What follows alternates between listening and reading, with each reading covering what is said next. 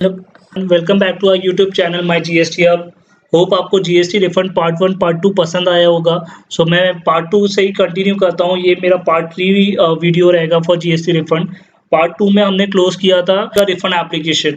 अब पार्ट 3 में will be discussing कि रिफंड एप्लीकेशन की वर्किंग कैसे होती है। सो ये पार्ट 3 पूरा वर्किंग रिलेटेड वीडियो है। सो काफ़ी इंपॉर्टेंट है वीडियो, प्लीज़ आप एंड तक देखना इसको। Let's start with our GST refund part 3 video. So what should be the amount to be claimed as refund in GST? So Rule 89 subsection 4 stipulates in case of export without payment of tax. अगर आप export without payment करते हो तो उसके अंदर calculation रहता है। अगर आप एक्सपोर्ट विद पेमेंट कर रहे हो तो उसमें तो जितना आपने टैक्स पे किया है आईजीएसटी उसका आप रिफंड अप्लाई करोगे। बट जहाँ पर टैक्स पेमेंट नहीं होता है तो वहाँ पर कैलकुलेशन आता है। सो कैलकुलेशन दो केस में रहेगा, एक्सपोर्ट विदाउट पेमेंट वाले केस में and remember types of refund में हमने एक देखा था इन्वर्टेड ड्यूटी रेट स्ट्रक्चर वाला। So refund in case of inverted duty rate structure के अंदर भी रिफंड का कैलकुलेशन रहेगा। ये दो केस में रिफंड कैलकुलेशन की वर्किंग है। बाकी केसेस में जितना आपने पे किया है उसका रिफंड ले सकते हो। So will start with refund in case of export without payment of tax. So Rule 89(4) says that in the case of zero-rated supply of goods or services or both without payment of tax under bond or LUT, पहले bond था, bond हट गया है, सिर्फ LUT file करना है। In accordance with the provision of Section 16(3) of IGST Act, refund of ITC shall be granted as per the following formula. मतलब आप कितना भी रिफंड एप्लीकेशन नहीं कर सकते हो। ये फॉर्मूला से जो अमाउंट आएगा वो मैक्सिमम रिफंड होगा। ओके, तो हमें ये फॉर्मूला देखना है कि ये फॉर्मूला है क्या। So refund amount will be maximum refund amount will be मैं यहाँ से स्टार्ट कर रहा हूँ। नेट आईटीसी जो आपने आईटीसी लिया है जीएसटी या 3B में वो amount multiply by your numerator में आएगा turnover of zero rated supply of goods plus turnover of zero rated supply of services. In short export आपने जितना किया है गुड्स और सर्विसेज का वो आपके न्यूमरेटर में आ जाएगा और डिनोमिनेटर में आएगा एडजस्टेड टोटल टर्नओवर। सो एडजस्टेड टोटल टर्नओवर क्या होता है? नेट आईटीसी मतलब क्या है? Turnover of zero rated supply of good services और गुड्स क्या है वो हम एक एक करके देखेंगे। So first will be starting with net ITC. Net ITC क्या है? What is net ITC for calculating maximum refund? Net ITC means input tax credit availed on imports and import services during the relevant period other than the ITC availed for which refund is claimed under subrule 4A and 4B or both. So यहाँ पर आपने notice किया होगा imports है and import services है। तो imports and import services है, capital goods यहाँ पर मिसिंग है। मतलब जब आप रिफंड क्लेम करने जाते हो तो आपको कैपिटल गुड्स का रिफंड गवर्नमेंट नहीं देगी। ये है एक्सपोर्ट विदाउट पेमेंट वाले केस के अंदर। सो नेट आईटीसी का मतलब हुआ कि आईटीसी आपने जितना अवेल किया है रेलेवेंट पीरियड के अंदर। तो आप आईटीसी अवेल कैसे करते हो? You avail ITC through GST या 3B। तो आप 3B में जितना अवेल कर रहे हो तो उसमें आपको बाइफरकेट करना है, इम्पोर्ट्स कितना है, इम्पोर्ट सर्विस कितना है और कैपिटल गुड्स कितना है। तो आप इम्पोर्ट्स और इम्पोर्ट सर्विसेज का इम्पोर्ट्स और इम्पोर्ट सर्विसेज का रिफंड ले सकते हो, कैपिटल गुड्स का रिफंड नहीं मिलेगा। सो ये हमने नेट आईटीसी देखा। अब हम देखते हैं कि of zero rated supply of goods क्या है।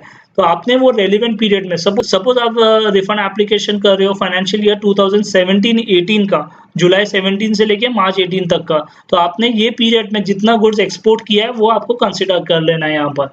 सो हमने नेट आईटीसी देखा, turnover of zero rated supply of goods हमने चेक किया कि क्या होना चाहिए। अब हम देखेंगे turnover of zero rated supply of services कि सर्विसेज का टर्नओवर हमें क्या कंसिडर करना है। So turnover of zero rated supply of services में ये तीन पार्ट है। First, aggregate of the payments received during the relevant period for zero rated supply of services. Add services where supply has been completed for which payment has been received in advance in any prior period to the relevant period, reduced by advance received for zero rated supply of services for which the supply of services has not been completed during the relevant period. कुछ समझा friends? तो मैंने इसके related एक छोटा सा Excel में working बनाई है। सो मैं वो वर्किंग ओपन करता हूँ, यहाँ से इजीली समझेगा। सो जो आप सर्विसेज वो रेलिवेंट पीरियड में दे रहे हो, जैसे हमारे एग्जांपल में था जुलाई 17 से मार्च 18 तक। तो अगर आप जुलाई 17 से मार्च 18 में कोई सर्विस आपने दी, पीरियड में आपको कंसिडरेशन भी आ गया फॉरेन एक्सचेंज में, तो वो आपको पूरा वैल्यू आपको लेना है turnover for zero rated supply of services के केस के लिए। सेकेंड पॉइंट था कि आपको कंसिडरेशन पहले मिल चुका है लेकिन आपने सर्विस अभी प्रोवाइड की है। एग्जाम्पल, आपको पैसा मिल गया था पहले 17-18 से पहले मिल गया था, या जुलाई 17 से पहले आ गया, और सर्विस आपने दी है जुलाई 17 से मार्च 18 के बीच में, तो वो आपको ऐड करना है। सिमिलरली आपको एडवांस अभी मिल गया होगा लेकिन आपने सर्विस अभी प्रोवाइड नहीं की, आप फ्यूचर में जाके उसको प्रोवाइड करने वाले हो, तो वो एडवांस को आप क्लोजिंग एडवांस को रिड्यूस करोगे। सो ये हमने फॉर्मूला देखा turnover of zero rated supply of services में, कि आपने जितना सर्विस दिया उतना पेमेंट वो पीरियड में आ गया, तो वो वैल्यू कंसिडर कर लो for zero rated supply of services के लिए। ऐड एडवांस में कुछ पैसा मिला है बट सर्विस अभी कंप्लीट हुई है, वो उसको अभी ओपनिंग एडवांस को ऐड कर लो, एंड क्लोजिंग एडवांस को रिड्यूस करना है। सो ये ऐड लेस करने के बाद आपका turnover of zero rated supply of services मिलेगा, राइट। सो ये फॉर्मूला के हिसाब से turnover of zero rated supply of goods हमने देखा, turnover of zero rated supply of services देख लिया, नेट आईटीसी देख लिया। अब डिनोमिनेटर बचता है एडजस्टेड टोटल टर्नओवर। सो एडजस्टेड टोटल टर्नओवर का डेफिनेशन देखते हैं, उसमें आपको क्या क्या इंक्लूड करना है। डिनोमिनेटर में आपको टैक्सेबल टर्नओवर जो लोकल आपका सेल्स हुआ है वो लेना है, आपको turnover of zero rated supply of services लेना है, and zero rated supply of goods लेना है, तो आपको आपका ये टोटल एडजस्टेड टर्नओवर बनेगा। फिर उसमें से आपको क्या कंसिडर नहीं करना है, आपको वैल्यू ऑफ एग्जाम सप्लाईज निकाल देना है, और वो टर्नओवर निकाल देना है जिसमें आपने रिफंड क्लेम किया है under rule 4A and 4B। सो आपको ये तीन चीज निकाल देना है, बाकी सब कुछ आपका एडजस्टेड टर्नओवर का पार्ट बनेगा। तो फाइनली आपका फॉर्मूला क्या हुआ, net ITC multiply by export turnover of goods and services divide by total turnover. Total turnover includes taxable as well as zero rated supplies. तो हमें ये फॉर्मूला समझ में आया। अब मेरा एक क्वेश्चन है, जैसे हमारे एग्जांपल में हम जुलाई 17 से मार्च 18 का रिफंड एप्लीकेशन कर रहे थे, तो वो पर्टिकुलर 3Bs में हमने ये क्रेडिट अवेल किया होगा, तो वो पूरा क्रेडिट ले लेना है एक्सक्लूडिंग कैपिटल गुड्स, या कुछ और भी करना है, क्योंकि यहाँ पर कैपिटल गुड्स का रिफंड नहीं मिलेगा, तो जितना वो 3B में अवेल किया है उसमें से कैपिटल गुड्स का क्रेडिट हटा के पूरा ले लेना है, या और कुछ भी करना है। तो उसके लिए मैंने एक स्लाइड ली है फ्रेंड्स, वो स्लाइड देख लेते हैं। सो ये एक वो वर्किंग है, input tax credit as per GSTR 3B, जो मैंने 3B में अवेल किया रहेगा वो फॉर दैट पीरियड, सपोज 10,000 मैंने अवेल किया, less input tax credit reverse. आपको पता होगा GSTR 3B में टेबल नंबर 4 में B पार्ट है ITC रिवर्स वाला, उसमें रूल 42-43 रिवर्सल है एंड अदर रिवर्सल्स है। सो अगर उसमें आपने कुछ अमाउंट डाला है तो आपको वो अमाउंट यहाँ पर डालना है। फिर लेस कैपिटल गुड्स क्रेडिट, ये क्यों लिया है, क्योंकि नेट आईटीसी के डेफिनेशन में कैपिटल गुड्स नहीं है, तो मुझे ये रिफंड की वर्किंग से निकालना होगा। सो नेट आईटीसी अवेल आ रहा है मेरा 8,000 फॉर रिफंड पर्पस। सो 8,000 मेरा फॉर्मूला था net ITC multiply by export turnover divide by total turnover. तो मैंने यहाँ पर वही किया है, 8,000 multiply by 2 lakh divided by 2,50,000, so value comes to 6,400. so this is the maximum refund which I can claim during that relevant period. so maximum इतना refund मिलेगा। अब गवर्नमेंट ने यहाँ पर भी इसको क्लोज नहीं किया, ये तो एक पर्टिकुलर फॉर्मूला से लिमिट डिराइव कर दिया कि इतना मैक्सिमम रिफंड मिलना चाहिए, but there are other condition as well. जो maximum refund as per formula है 6,400 इन आवर एग्जांपल, वो एक पार्ट है। अब आप जो पीरियड का एप्लीकेशन कर रहे हो उसका लास्ट डेट का आपको क्लोजिंग बैलेंस देखना है, this is second part. And आप जिस दिन एप्लीकेशन कर रहे हो वो एप्लीकेशन डेट पे आपको क्लोजिंग बैलेंस चेक करना है कि आपके पास उतना बैलेंस है भी या नहीं है। सो फ्रेंड्स यहाँ पर लॉजिक है, सपोज मैं रिफंड क्लेम कर रहा हूँ 6,400 और आप जो पीरियड का रिफंड एप्लीकेशन कर रहे हो 31 मार्च को उतना अवेलेबल बैलेंस है भी या नहीं आपको चेक करना पड़ेगा। And third condition is that suppose आपका 31 मार्च को उतना बैलेंस है 6,400 से ज़्यादा, सो आपको थर्ड चेक ये रखना है कि आप जब रिफंड एप्लीकेशन कर रहे हो तब उतना बैलेंस अवेलेबल है आईटीसी रजिस्टर में या नहीं। सो फ्रेंड्स ये बहुत लॉजिकली ये 3 पॉइंट दिया हुआ है कि amount as per given formula closing balance of relevant period और आप जब एप्लीकेशन कर रहे हो उस दिन का क्लोजिंग बैलेंस। तो इसमें से व्हिचएवर इज लेस जो रहेगा आपको वो कंसिडर करना है। सर्कुलर 59 सेज दैट आपके पास जितना आईजीएसटी का बैलेंस है पहले आप पूरा उतना यूटिलाइज कर लीजिए, फिर अगर कुछ और रिफंड आपको क्लेम करना है तो सीजीएसटी एंड एसजीएसटी में उसको इक्वली डिस्ट्रीब्यूट कीजिए। So as per this circular order of utilization मैंने एक एक्सेल शीट पे इसको लिया है।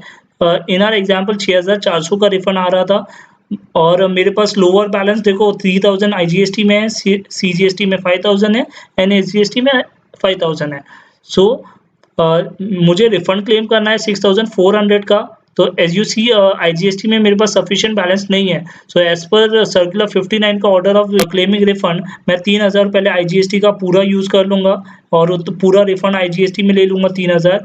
फिर मेरे पास बचता है बैलेंस 3400, तो मैं उसको इक्वली सीजीएसटी एंड एसजीएसटी में डिस्ट्रीब्यूट करूंगा। सो मेरा फाइनली रिफंड एप्लीकेशन होगा IGST 3000, CGST 1700, SGST 1700, total amounts come to 6400, right. अभी ऐसा भी हो सकता है कि यहाँ पर जो सीजीएसटी का अमाउंट सपोज 5000 है वो मेरा 1000 ही हो इंस्टेड ऑफ 5000।